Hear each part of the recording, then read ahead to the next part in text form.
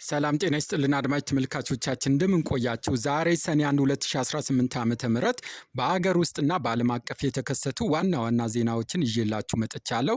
ከሀገር ውስጥ በገበያ ላይ የነዳጅ እጥረት እንዲከሰት አድርጓል በሚል በከባድ የሙስና ወንጀል ክስ የተመሰረተባቸው ከፍተኛ የስራ ኃላፊዎች የክስ መቃወሚያ ላይ ፍርድ ቤቱ ብይን ሰጥቷል። በችሎት ላልቀረቡ ተከሳሾች በጋዜጣ ጥሪ እንዲደረግም ታዟል።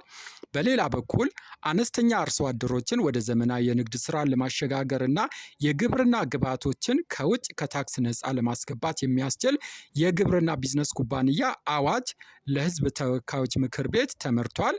ከውጭ ደግሞ በመካከለኛው ምስራቅ ውጥረት አይሏል። እስራኤልና ኢራን መታኮስ ጀምሯል። በሌላ በኩል ዶናልድ ትራምፕ እስራኤል ያለ ዩናይትድ ስቴትስ ፍቃድ ለወሰደችው እርምጃ ደስተኛ አለመሆናቸውንም ገልጿል። ይህንን በዝርዝር እንመለከታለን። ወደ መጀመሪያው ዜና ስንገባ በገበያ ላይ የነዳጅ እጥረት እንዲከሰት አድርጓል በሚል በከባድ የሙስና ወንጀል ክስ የተመሰረተባቸው የኢትዮጵያ ነዳጅና ኢነርጂ ባለስልጣንና የኢትዮጵያ ነዳጅ አቅራቢ ድርጅት ከፍተኛ የስራ ኃላፊዎችን ጨምሮ በ13 ተከሳሾች ላይ የቀረበውን የክስ መቃወሚያ መርምሮ የፌዴራል ፍርድ ቤት የልደታ ምድብ 3ኛ የሙስና ጉዳይ ወንጀል ችሎት ብይን ሰጥቷል። ፍርድ ቤቱ ከተከሳሾች የቀረበውን ክሶች ተነጥለው በሁለት መዝገብ ላይ ይቅረቡ በሚለው መቃወሚያ የተቀበለ ሲሆን ቀሪዎችን መቃወሚያዎች ግን አቃቤ ሕግ በማስረጃ የሚያረጋግጣቸው ነው በማለት ውድቅ አድርጓል።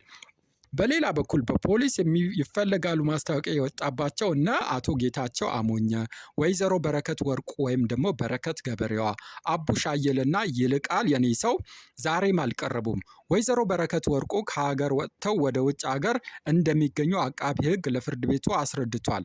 ፍርድ ቤቱ የጋዜጣ ጥሪ እንዲደረግላቸው ያዘዘ ሲሆን ክሶቹን ነጥሎ በማቅረብና ለጋዜጣ ጥሪው ጊዜ ለመስጠት ለሰኔ 18 ቀን 2018 ዓ.ም ተለዋጭ ቀጠሮ ሰጥቷል። በሌላ በኩል አዲሱ የግብርና ቢዝነስ ኩባንያ አዋጅ እንመለከታለን።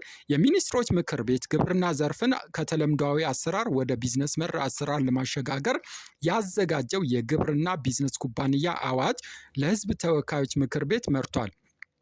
በአዋጁ መሰረት ኩባንያ ለመመስረት በአዝርት ዘርፍ ቢያንስ 300 አባላት፣ በአትክልትና ፍራፍሬ ወይም በእንስሳ እርባታ ደግሞ ቢያንስ 150 አባላት ሊኖሩት ይገባል።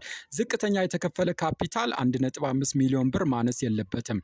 ኩባንያው ለስራ የሚያስፈልጉ የግብርና ግብዓትና ቴክኖሎጂዎችን ከውጭ ሲያስገቡ ከታክስ ነፃ መሆን መብት የሚኖራቸው ሲሆን አባላት ለሚያገኙት የትርፍ ክፍፍል ወይም ዲቪደንድ ላይ የገቢ ግብርም አይከፍሉም። በተጨማሪም በውጭ ምንዛሬ ቅድሚያ እንደሚሰጣቸውም ረቂቁ ያሳያል። ወደ ዓለም አቀፍ ዜና ስንገባ የመካከለኛው ምስራቅ የቀጥታ ጦርነት ስጋት እንመለከታለን።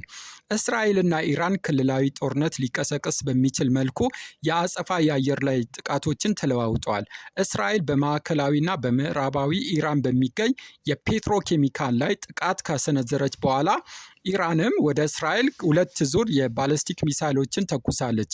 ይህ 100ኛ ቀኑን የያዘው የኢራን ጦርነት በዓለም አቀፍ የነዳጅ አቅርቦትና የተፈጥሮ ጋዝ ንግድ 1/5ኛውን በሚያልፈው በሆርሙዝ ስትሬት ላይ ከፍተኛ ስጋት ጥሏል። በተጨማሪም የየመኑ ሁቲ አማጽያን ወደ እስራኤል ሚሳይል የተኮሱ ሲሆን በሳውዲ አረቢያ የሚገኝ የዩኤስ አየር ሰፈር አካባቢ የሳይረን ማስታወቂያም ተሰምቷል። የዩኤስ ፕሬዝዳንት ዶናልድ ትራምፕ ደግሞ ለእስራኤል ጠቅላይ ሚኒስትር ቤንያሚን ኔታንያሁ ስልክ ደውለው ወዲያውኑ የአጸፋ እርምጃ እንዳይወስድ ቢያሳስቡም ጥቃቱ ተፈጽሟል።